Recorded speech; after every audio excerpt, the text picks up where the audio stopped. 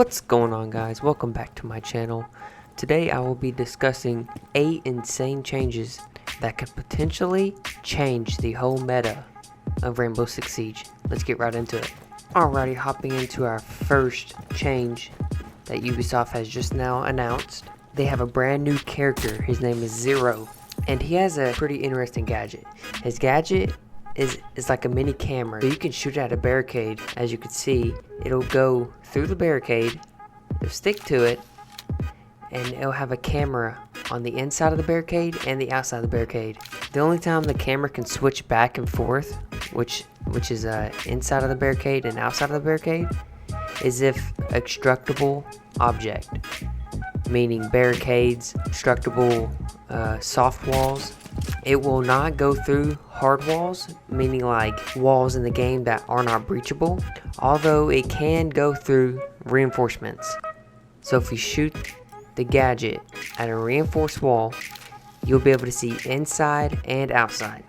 But if you shoot it at an unobstructable wall, it'll stick to that wall, and you can only use it as a camera for the outside.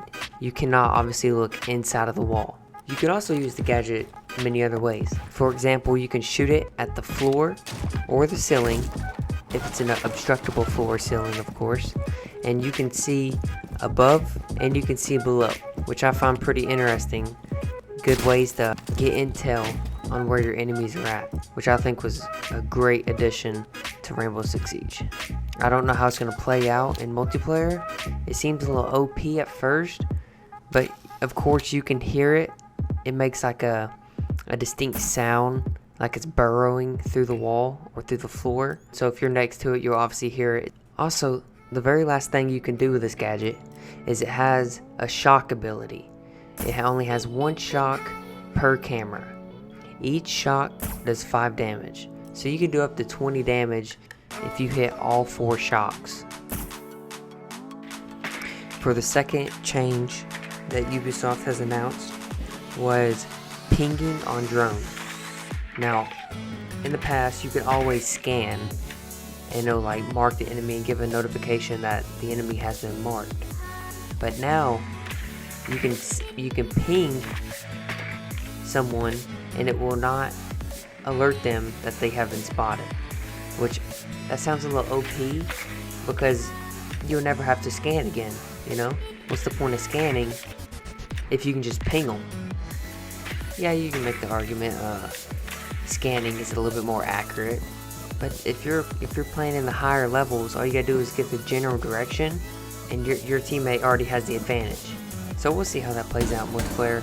I'm really looking forward to seeing the difference that creates. Now for the third change, this one's probably the most interesting one. So you and your team pretty much have a pool of reinforcements. Used to only be able to reinforce 2 walls and that's it. But now you can use all 10. If you're playing solo queue and none of your random teammates are wanting to reinforce, you can literally go around and reinforce 10 different walls if you have to. I'm sure a lot of solo players are really excited about this because I'm pretty sure they have got shot through a wall that should have been reinforced, or the attacking team has pushed through a soft wall that is supposed to be reinforced and they died from it or they lost a round.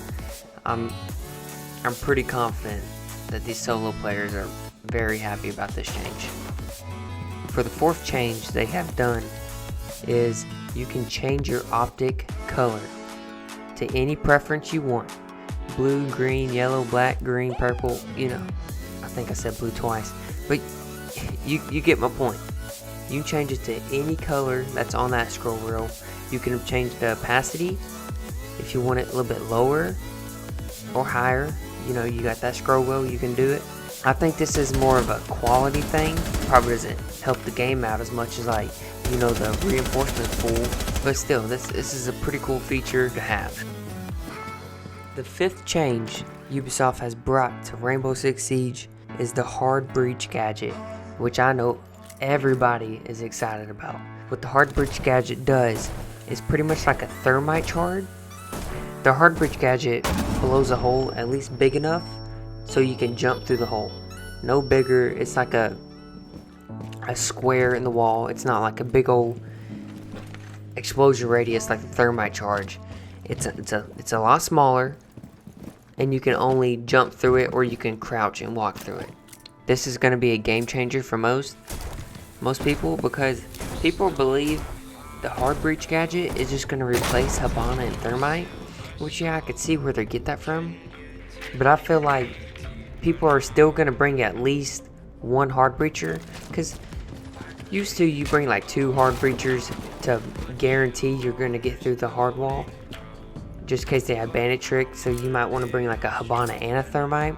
I think now with this whole thermite charge, they're just only going to bring thermite, or they're just only going to bring Hibana, because they have the extra power to get through the wall with the hard breach charge.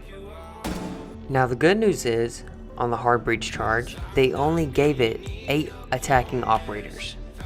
That's it. They only did it to 8, and those 8 are Montagne, Fuse, Capitao, Ying, Lion, Finka, Nook, Amaru.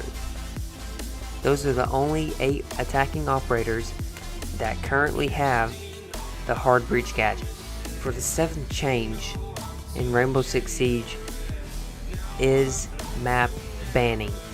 Okay, it's similar to operator banning, but pretty much when you load into a game, it's going to give you 3 options of 3 different maps.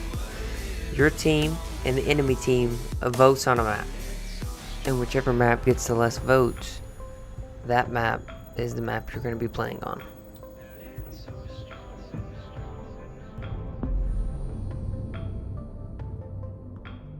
Last but not least, we have the rewatch.